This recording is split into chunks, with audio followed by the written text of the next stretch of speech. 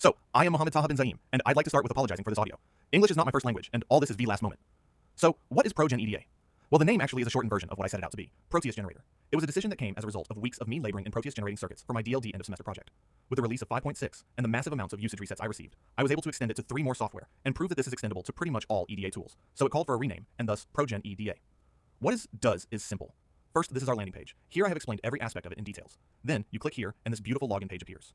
You log in. I have provided a demo account for testing purposes. The reason behind this, I'll elaborate on soon enough. Now, how does this work?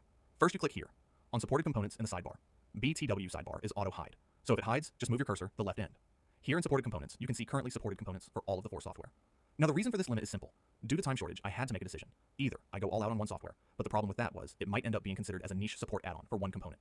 So I decided on extending it to multiple software while keep the component list limited.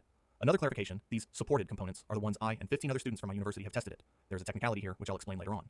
So you see the select component list, and you decide which software you want what circuit for, using its supported component.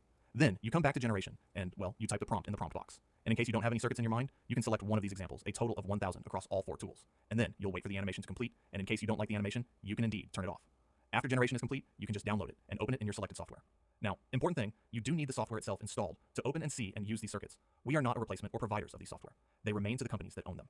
Easy EDA, whilst does have an online web-based version, alas, they have to install full offline pro version, which is free, so is KiCad. And in case the circuit you generated, you want to share, or someone else wants to generate it as well. Then, in order to avoid regeneration, we have a sharing system. You can share your circuit's private, unique key with them, and they will be able to download it immediately with yet another feature. This is edit. If your circuit has components like resistors, capacitors, etc., basically the ones whose values might require changing, you can just edit it right here, and it will give you a generated circuit with new values.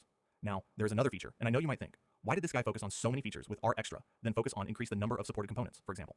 Well, the reason is simple. The backend generator, using a detailed and highly specified contract to make a circuit, which is in turn generated from a simplified, yet enoughly detailed JSONs. Now, AI API key is needed to convert human text to this JSON, and this is my biggest weak point. I cannot afford the money to properly test and use AI. For that same reason, I have disabled AI generation on normal accounts. These examples you see are pre-made JSONs, not circuits JSON, which avoid us using AI. The sharing was made to avoid us API costs. The edit feature actually edits this very JSON, making it one best way to make small changes. 2 properly test generator, as none can predict what you will add as value. And also, the following feature, generation through JSON. I have provided you with test JSON, hundreds of them for each. You add them here, as many as 15 at once, and it will generate the circuit.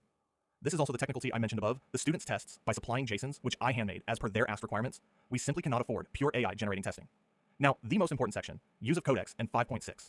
Firstly, for the whole project, Codex has been my sole AI, and when 5.6 came out, my work went miles had than it was. Just for comparison, before 5.6, all I had was a broken Proteus and KiCad generator and a very bad looking website. 5.6 built the website, extended the architecture to 3 more tools, self-tested by opening and taking screenshots, and kept on improving it till it reached the MVP stage. There is no way for me to properly explain 5.6 usage as the whole project was made in it. Thanks for listening to me.